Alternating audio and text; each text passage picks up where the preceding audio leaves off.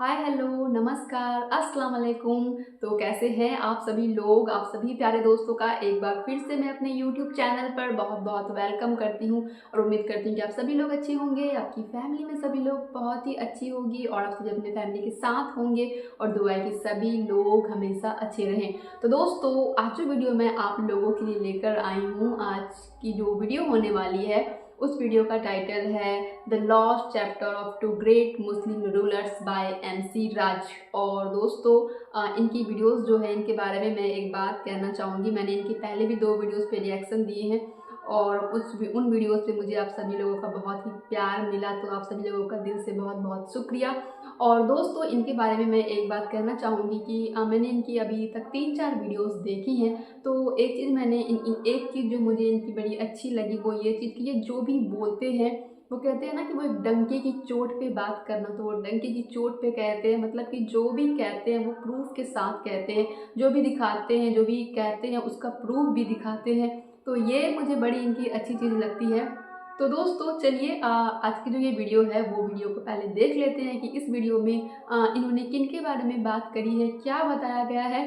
तो इसके बाद फिर वीडियो देखने के बाद हम आगे इसके बारे में डिस्कस करेंगे। सबसे पहले आप एक कड़वी हकीकत जान लें और ये वीडियो देखें। राजनीति में इस्लाम की सबसे बड़ी देन, राजनीति में नहीं पता, वो है एनलाइटेंड एरिस्टोक्रेसी। ये इस्लाम की सबसे बड़ी देन है, एनलाइटेंड एरिस्टोक्रेसी। और इसमें 2 नाम इतने महान हैं, एक अल हारून और दूसरा उसका बेटा अल मामून। सर पढ़िए कभी इनके बारे में। 90% मुसलमान औरंगजेब का नाम जानते हैं, इन लोग का जानते ही नहीं। इन्होंने एक डिपार्टमेंट बनाया सर बगदाद में, बैतुल हिकमत, पर मुसलमानों से कुछ बोल दो नाराज हो जाते हैं। संगी है, संगी संगी संगी है ये। हाँ, बैतुल हिकमत सबको बुलाया सर, पूरी दुनिया के विद्वानों को। ये इस्लाम की राजनीति को सबसे बड़ी देन है। कैलिफ सिस्टम, जो आदमी एनलाइटेंड होगा वो स्पिरिचुअल हेड होगा और वही पॉलिटिकल हेड होगा। हजरत अबू बकर, हजरत उमर साहब की कहानियां सुनो सर, मुसलमान इसी को भूलिए। सोचिए एक ऐसी दुनिया जहां हर तरफ अंधेरा था, इल्म की रोशनी सिर्फ चंद लोगों के इर्द गिर्द फैली हुई थी, दुनिया के कई राज, इंपॉर्टेंट नॉलेज सिर्फ एक छोटी सी एलीट क्लास के पास थी। लेकिन इसी बीच एक शहर उभर कर सामने आता है, एक ऐसी जगह जो सिर्फ कैपिटल नहीं बल्कि तरक्की का सेंटर पॉइंट बन जाता है। इसका नाम है बगदाद। और बगदाद में फैली इस रोशनी के 2 मीनार होते हैं, हारून अल रशीद और अल मामून। ये दोनों सिर्फ मुस्लिम उम्मा के हुक्मरान नहीं जिन्होंने सिर्फ साल हुकूमत करी है, बल्कि सोच और तरक्की के ऐसे सुनहरे सितारे हैं जिनसे सिर्फ मुसलमान नहीं बल्कि पूरी इंसानियत ने फायदा उठाया। इनका सफर सक्सेस की एक ऐसी कहानी है जो हमें बताती है कि इल्म की रोशनी अंधेरे को कैसे मिटा सकती है। लेकिन अफसोस आज के मुसलमान हारून और अल मामून को जानते तक नहीं, और जो जानते भी हैं उनमें अक्सर लोगों ने उन्हें भुला दिया है। ये दोनों हुक्मरान अब्बासिद कैलिफेट से ताल्लुक रखते हैं। हारून अल रशीद के टाइम पर अब्बासिद कैलिफेट एक ताकतवर सल्तनत बन चुकी होती है, लेकिन हारून सिर्फ ताकत के दम पर जीतने वाले खलीफा नहीं होते। इन्होंने दिमाग और इल्म से जीतने का तरीका अपनाया। इन्होंने बैतुल हिकमा, हाउस ऑफ विजडम की नींव डाली, जिसे बगदाद की ग्रैंड लाइब्रेरी कहा जाता है। एक ऐसी लाइब्रेरी जो आगे चलकर दुनिया का सबसे बड़ा रिसर्च सेंटर बन गई, जहां पूरी दुनिया के स्कॉलर, फिलोसोफर, साइंटिस्ट आने लगे और बगदाद में इल्म का चिराग जलने लगा। हारून के दौर की शान शौकत इतनी मशहूर हुई कि द 1000 ऑफ वन नाइट जैसी रचनाएं लिखी गई। आज भी जब सिंदबाद, अलादीन और अली बाबा जैसे किस्से सुनते हैं तो उसके पीछे हारून अल रशीद के दुनिया की झलक अपनी याद दिलाती है। हारून अल रशीद ने सिर्फ अंदरूनी तरक्की नहीं करी कि बस बगदाद के अंदर ही अपना अंपायर खड़ा कर लिया, बल्कि बिजांटिन जैसे ताकतवर दुश्मन से भी मुकाबला किया। जहां एक तरफ उनकी फौज बिजांटिन से लड़ रही थी तो वहीं दूसरी तरफ उन्होंने फ्रैंकिश एम्पायर के बादशाह के साथ दोस्ती का हाथ बढ़ा दिया, यानी डिप्लोमेसी और स्ट्रेटजी दोनों का बेहतरीन बैलेंस दिखाया। आज के जो तथाकथित किंग हैं उनकी तरह की नहीं कि बुजदिल बनकर इजराइल के साथ अब्राहम एग्रीमेंट साइन करके बैठे हैं। इसके अलावा हारून अल रशीद मुस्लिम हुक्मरानों की तरह सिर्फ शाही महफिलों और जंगों में बिजी नहीं थे, बल्कि उन्होंने गरीबों के लिए हॉस्पिटल, उनके लिए शेल्टर्स बनवाए। हारून अल रशीद का यह एक्शन दिखाता है कि असली लीडर सिर्फ जंग नहीं जीतता बल्कि लोगों का दिल भी जीतता है। हालांकि जहां एक तरफ हारून अल रशीद ने बगदाद को एक शानदार शहर बनाया तो वहीं दूसरी तरफ रोशनी के दूसरे मीनार अल मामून ने उसी बगदाद को वर्ल्ड एजुकेशन का सेंटर पॉइंट बना दिया। अल मामून के टाइम पर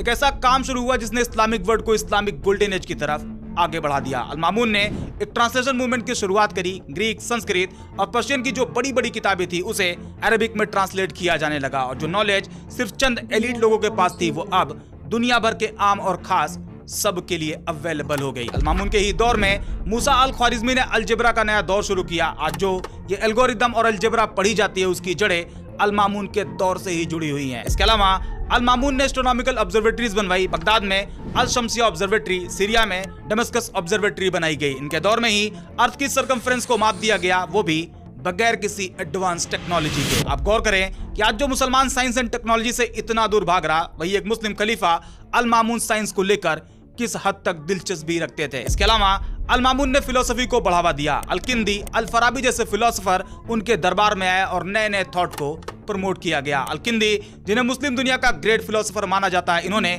ग्रीक फिलोसोफर खास करके अरस्तु और प्लेटो के थॉट को इस्लामिक थॉट के साथ जोड़ दिया, जबकि अल फराबी को इस्लामिक दुनिया का दूसरा अरस्तु कहा जाता है। हालांकि हम फिलोसफी में बहुत अंदर नहीं घुसेंगे, ये बहुत ही गहरा समुंदर है, या आप कह सकते हैं कि फिलोसफी एक इंसान की सोच के लिए दूसरा ब्रह्मांड है जिसका कोई अंत नहीं। बस आप इतना समझ लें कि अल मामून सिर्फ एक रूलर नहीं थे, बल्कि दुनिया के सोचने का तरीका बदलने वाले एक महान इंसान थे। बट अल्टीमेटली थे तो इंसान, और हर इंसान की जिंदगी में कोई ना कोई डार्क साइड भी होता है। ऐसा नहीं होना चाहिए कि बस मीठा मीठा गप गप और कड़वा कड़वा थू थू, इसे भी जानना चाहिए। लेकिन इससे पहले हम ये जान ले कि एक मुस्लिम को हारून अल रशीद और अल मामून से क्या सीखना चाहिए, फिर आते हैं उनके डार्क साइड पर। और मैं इसे डार्क साइड क्यों कह रहा, ये आपको आगे समझ में आ जाएगा। आज की जो मुस्लिम कम्युनिटी है वो भेड़ की चाल चल रही, वही पुराना रवैया, कोई बदलाव नहीं। और यही वजह है कि आज मुस्लिम एजुकेशन से इतने दूर हो रहे हैं। और शुरू में अवध ओझा सर की जो वीडियो आपको दिखाया था, जिसमें वो कहते हैं कि मुसलमान हारून और अल मामून को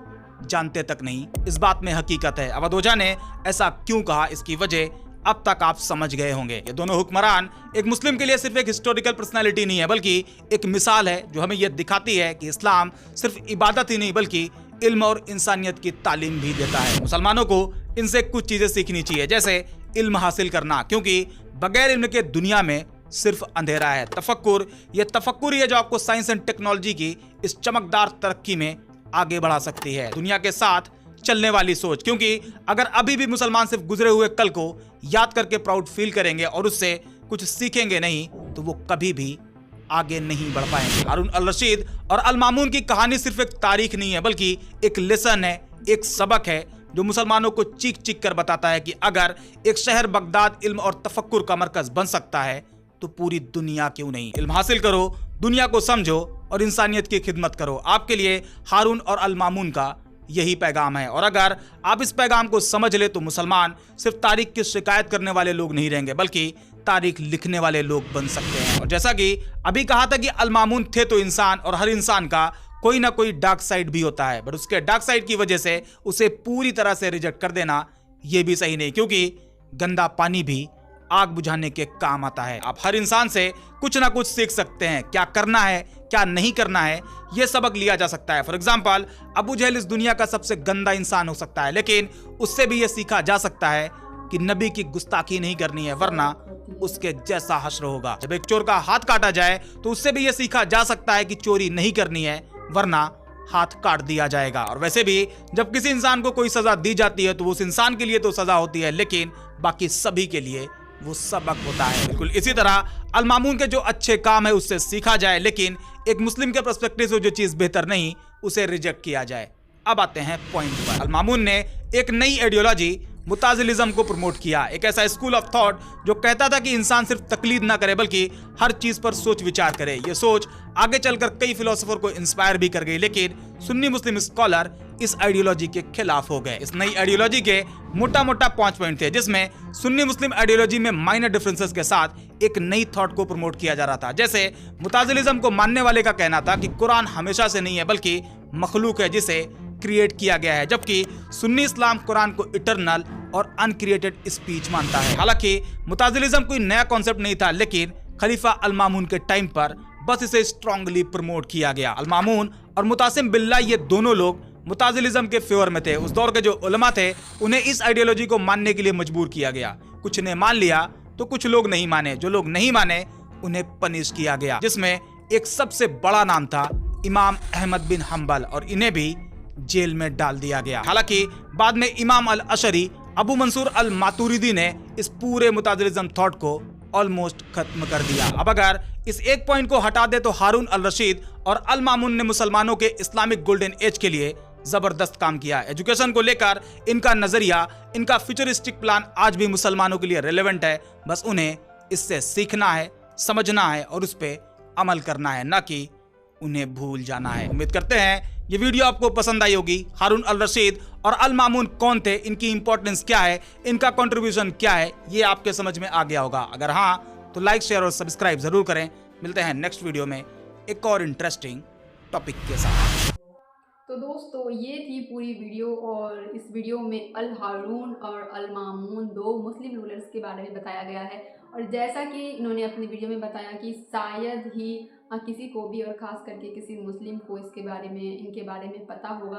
तो दोस्तों मैं जहाँ तक अपनी बात करूँ, मुझे तो नहीं पता था। मुझे पहली बार इन दो लोगों के बारे में पता चली है, और मुझे ऐसा लगता है कि आप में से शायद ही किन्हीं को इनके बारे में पता होगा, क्योंकि मैंने तो इनका नाम पहली बार सुना है। और इन्होंने जो योगदान दिया है मुसलमानों के इतिहास में, मुझे तो इनके बारे में जानकर अच्छा लगा।